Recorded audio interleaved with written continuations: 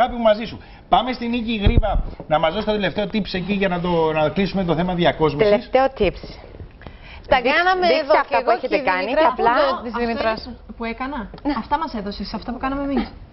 Τα πετύχαμε, τα καταφέραμε. Μια χαρά. Απλά πρέπει οπωσδήποτε να πούμε στον κόσμο ότι όταν τα δένουμε τις κορδελίτσες αυτές πρέπει να κάνουμε διπλό κόμπο. Για να μην ξεδένονται και μετά. Εσύ έκανες διπλό, μου το είπε και κάτι. Και μετά με τον αναπτήρα, αν κάψουμε πολύ λίγο την άκρη εδώ, δεν θα μας ξεφτύσει. Είναι τέλεια και για δώρο. Και τελείω. Είναι πάρα πολύ όμορφο. Και πάνω σε τζιν.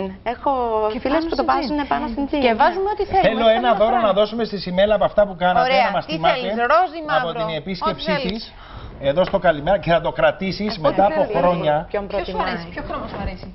Και τα δύο μου αρέσουν. Ωραία, να πάρεις και τα δύο. Θα πάρω το ροζ γιατί είναι και καλοκαίρι. Τέλεια. Μπράβο. Δωράκι από εμάς. Πάρα πολύ. Σιμέλα μου, όταν μετά από γούρι, ένα αυτό, όταν μετά από χρόνια που θα έχεις κάνει τεράστια επιτυχία, πρώτον ελπίζω ότι θα μας μιλάς και να σε ξανακαλέσουμε.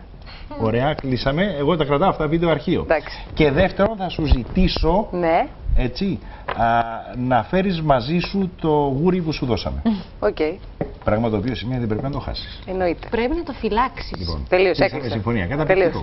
Έχεις κάποιο γούρι εσύ? Δεν θα το έλεγα. Τώρα έχεις. Σήμερα έχω το δαχτυλίδι, αύριο μπορεί να το χάσω και να αποκτήσω ένα άλλο. Δεν έχει να κάνει, όχι. Το γούρι μη χάσεις. Αυτό δεν το χάνω, όχι, αυτό δεν χάνεται. Ωραία. Για να το χάσω πρέπει να με... Θα το φέρεις μαζί σου όταν θα έχεις πια 2-3 δίσκους. Δεν είναι στοίχημα το, είναι ωραίο. Στοίχημα. Ωραία, οκ.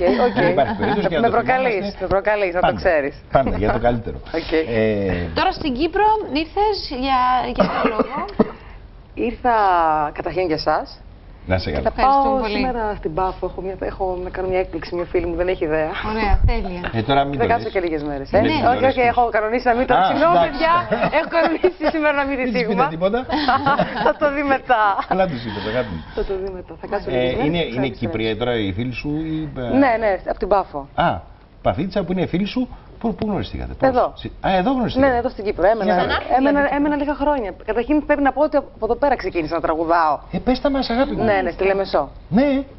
Πήγες στα καλύτερα τα πράγματα στη Λεμεσό. Από ποια ηλικία ξεκίνησες να τραγουδάς? Από 16. Πάρα πολύ μικρή. Ούτε εγώ το περίμενα, μην νομίζεις. Είχα στο μυαλό μου τραγούδια, αλλά δεν φαντάστηκα ότι θα ξεκινήσω τόσο μικρή. Και μετά από ένα χρόνο να βρεθείς στη Σπάις. Δεν έγινε έτσι ακριβώς, αλλά οκ, εντάξει, το δέχομαι.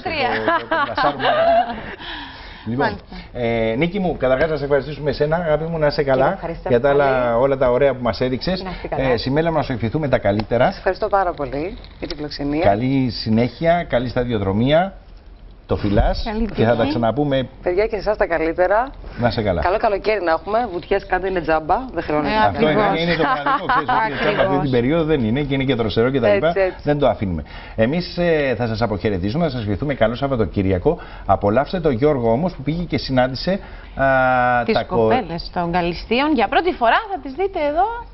Αναλυτικά. Το ρεπορτάζ που ακολουθεί. Προσέχετε στους δρόμους, εκεί που θα πάτε να εκδράμετε στις παραλίες, έτσι, για να σας έχουμε την Δευτέρα όλους μαζί. Φιλιά πολλά, καλό Σαββατοκύριακο.